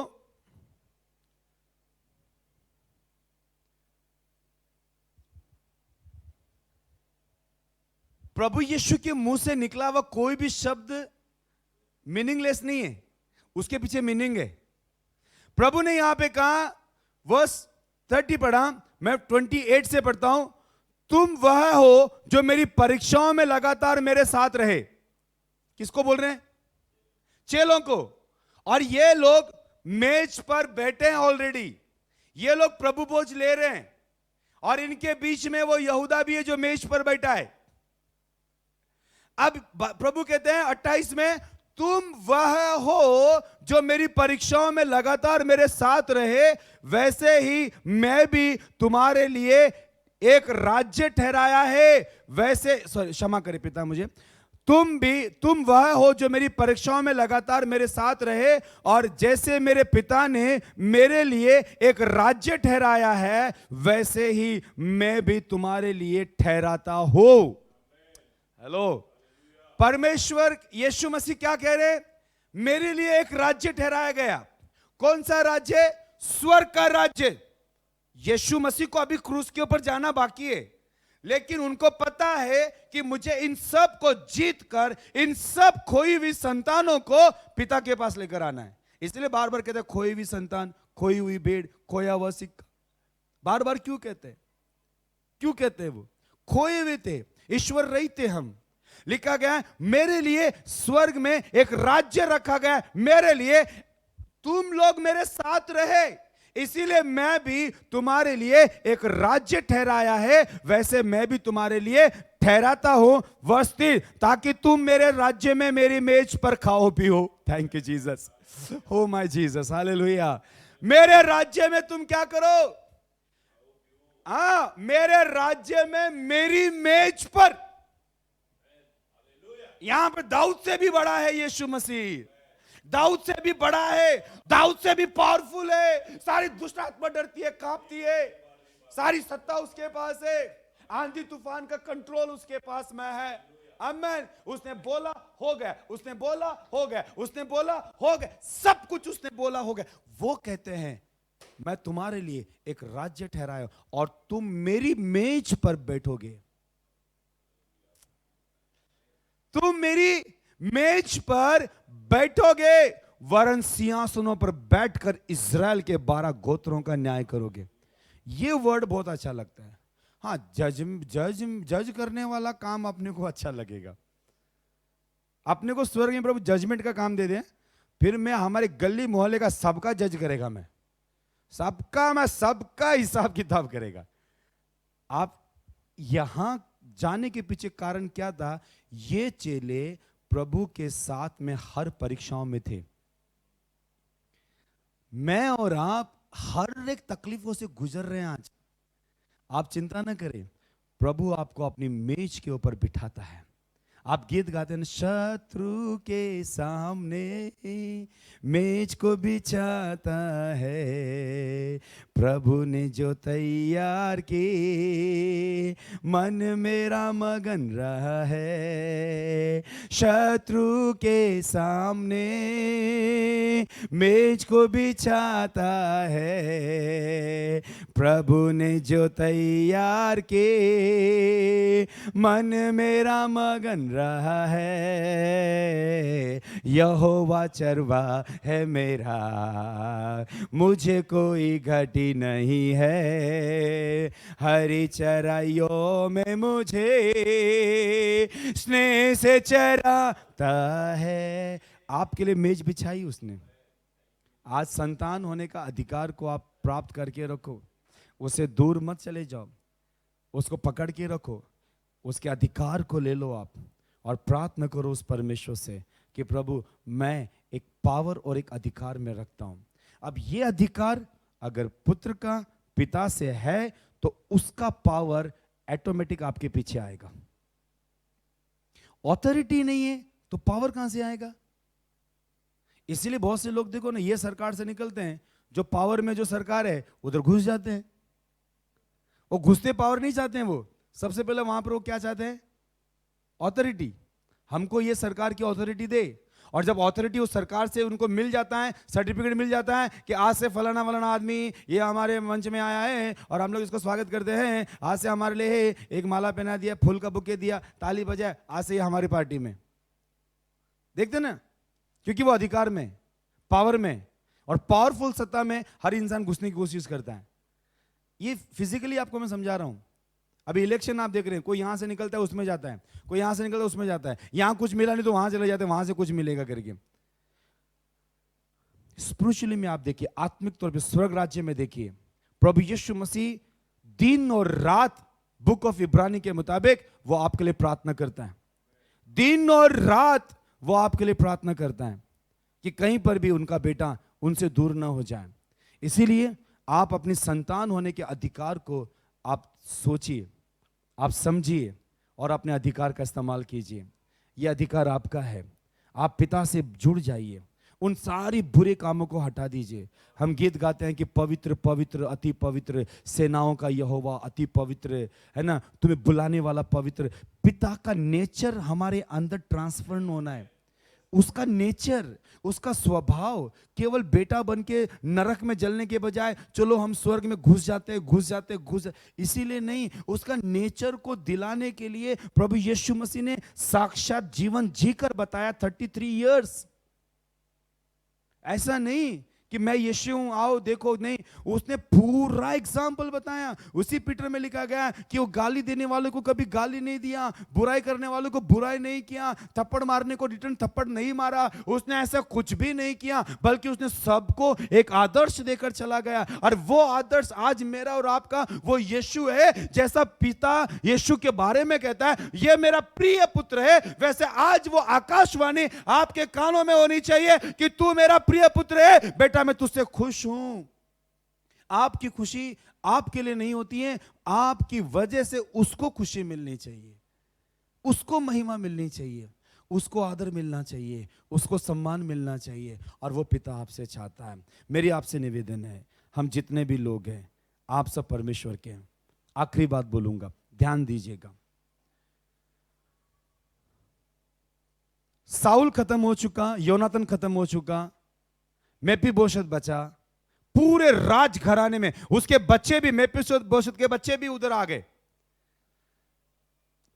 बाइबल बताती है यदि तुम विश्वास करोगे तो तुम्हारे घराने को तुम बचा रहे हो। मेफीबोशेत के ऊपर दया हुई, वो गरीबी में, उसकी वजह से, वो तो लिखा है कि वो तो पांगुड़ा था, पर उसके बच्चों का परवरिश कैसे होता था? पर यह पूरा परवरिश दाऊद राजा कहता है मैं देखूंगा।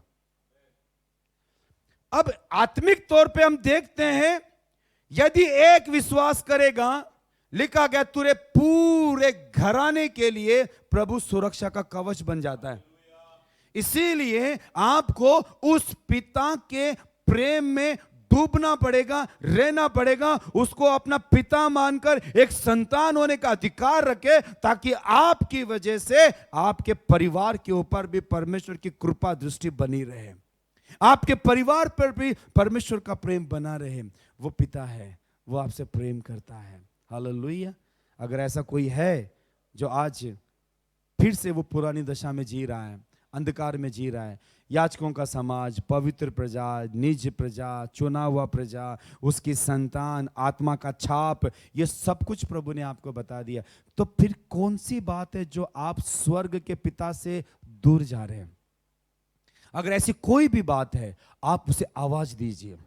वो एक आवाज सुनने के लिए वो बेचैन है। आदम से पूछा तू कहां है? आदम से पूछा तू कहां है? आपसे आज प्रभु पूछ रहा है कि बेटा तू कहां है? मैं इंतजार करता हूं रोज। आइए उससे बातें करें, उससे रोज उठकर उससे बातें करे, उससे प्यार करे, और उसके जितनी भी काम है जो उसने करने के लिए कहा, कभी भी उसको धोखा न दे। सारी बुराइयों की जड़, जितनी भी बुराइयां हैं हमारे अंदर, आप संतान हैं, आप उस मेज पर बैठने वाले, प्रभु बोझ लेते हैं। आप शैतान के कटोरे में से हिस्सा अगर आप लेते हैं तो प्रभु के कटोरे में से हिस्सा नहीं ले सकते। अगर जिस दिन परमेश्वर ने आपको अंधकार में से निकालकर प्रभु की मेज पर बिठाया, शैतान के कटोरे से हटाया, परमेश्वर ने लहू का कटोरा दिया, अब से लेकर यीशु के आने तक आप कभी भी दुष्टों की संगति, शैतान की मेज और शैतान का कटोरे में भागी नहीं हो सकते। क्यों? क्योंकि आपका अब एग्रीमेंट है, आपका नाम अब स्वर्ग के जीवन की पुस्तक में चढ़ गया। Praise the Lord. मेरा नाम राशन कार्ड में है क्या नहीं मुझे क्या पता, लेकिन स्वर्ग में हमारा नाम होना चाहिए। क्यों? क्योंकि हम उसके संतान हैं। और इसीलिए प्रभु का आखिरी वचन कहता है कि जो जय प्राप्त करेगा, बुक ऑफ रेवलेशन में, जो जय प्राप्त करेगा, मैं उसका नाम जीवन की पुस्तक में से कभी नहीं काटूंगा, कभी नहीं काटूंगा। जय पाना है छोटी छोटी बातों से। बाइबल कहती है श्रेष्ठ गीत की किताब में, छोटी छोटी लोमड़ियों को पकड़ ले, क्योंकि तुम्हारी दाग की बारियों में फूल लगे हैं। छोटी छोटी लोमड़ियां, छोटी छोटी बातें, छोटी छोटी आपके जीवन में जो है छोटी छोटी, लेकिन एक दिन धीरे धीरे वो आपके पूरे खेत को बर्बाद कर देगी, आपकी आत्मिकता को खत्म कर देगी। मैं प्रार्थना करता हूं प्रभु यीशु मसीह आपको आशीष दे। अपनी छोटी छोटी बातों के ऊपर पवित्र आत्मा का नियंत्रण रखें। पवित्र आत्मा को कहे प्रभु कब्जा कर ले मेरे ऊपर, और मुझे छोटी छोटी बातें जो मेरे जीवन में, मेरे अंश अंश को प्रभु तू बदले, मेरे अंदर के सारे पाप को लहू से, यीशु के पाक पवित्र जो ताकत है, जिस लहू में जान है, जिस लहू में सामर्थ है, जिस लहू में अभिषेक है, वो जिंदा लहू, सामर्थ्य लहू मेरे अंदर आए और मुझे बदल दे, मुझे अभिषेक कर पिता। पिता मैं प्रार्थना करता हूं यीशु मसीह के नाम से तमाम इन लोगों को प्रभु आप आशीष दे पिता। जो लोग आपके वचन को सुनते हैं, जो लोग आपके वचन को सुनते हैं और आपके वचन के मुताबिक चलते हैं, तमाम इन लोगों को प्रभु यीशु के नाम से मैं प्रार्थना करता हूं, आपकी आशीषों को मांगते हैं पिता। Right now the name of Jesus, hallelujah. हर एक बंधन को तोड़ दे, हर एक गढ़ों को गिरा दे यीशु के नाम से। और पिता सबों को प्रभु तू भरपूरी से आशीष दे, सबों को भरपूरी से आशीष दे, सबों के ऊपर प्रभु जी आपके अनुग्रह का हाथ हो। और हर कोई प्रभु कहे मेरा प्रभु जिंदा है, मेरा खुदा जिंदा है, मेरा पिता है। मैं आपका बेटा बनूं, मैं आपकी संतान बनूं, मैं आपसे प्यार करूं। इसलिए प्रभु यीशु मुझे और आपके करीब लेकर आप। मैं मेरे जीवन को बदलना चाहता हूं प्रभु, मेरे स्वभाव को मैं बदलना चाहता हूं। पिता मुझ पर दया कर। तमाम सब लोगों को मैं आशीष देता हूं और ये प्रार्थना करता हूं प्रभु यीशु मसीह के नाम से, पूरे कलीसियाओं को ये दिनों में आपका बेटा और आपकी बेटी बना के चला परमेश्वर। सारा आदर महिमा आपको देते हैं पिता। सारी प्रार्थना मेरे प्यारे प्रभु यीशु मसीह के नाम से। पिता परमेश्वर का प्रेम, यीशु मसीह का अनुग्रह, पवित्र आत्मा की संगति और सहभागिता आपसे लेकर सदा सर्वदा सभी के साथ में बनी रहे। सब कहे थैंक यू सो मच। जो आप लोग लगातार देख रहे हैं, मैं आप सभी को मैं ब्लेस करता हूं। हालांकि जो भी है, लंदन बोलो, अमेरिका बोलो, वेस्ट इंडीज़ बोलो, एंड रतलाम बोलो, नागपुर बोलो, मुंबई बोलो, आप लोग जितने लोग देख रहे हैं, है ना, अहमदाबाद, है ना, हैदराबाद, दूसरी बात कर्नाटक, आप जितने भी लोग देख रहे हैं, उस नासिक से भी कुछ बहुत से लोग जुड़े हुए हैं। आप बहुत जहाँ से भारत के अलग जगह से, प्रभु यीशु मसीह आपको बहुत आशीष दे। वचनों के द्वारा प्रभु आपसे बातें करे, पवित्र आत्मा आपकी सहायता करे, और जो भी प्रार्थना आप कर रहे हो, मेरा प्रभु पिता बनकर आपके जीवन में कृपा दृष्टि करे और आपको इस्तेमाल करे।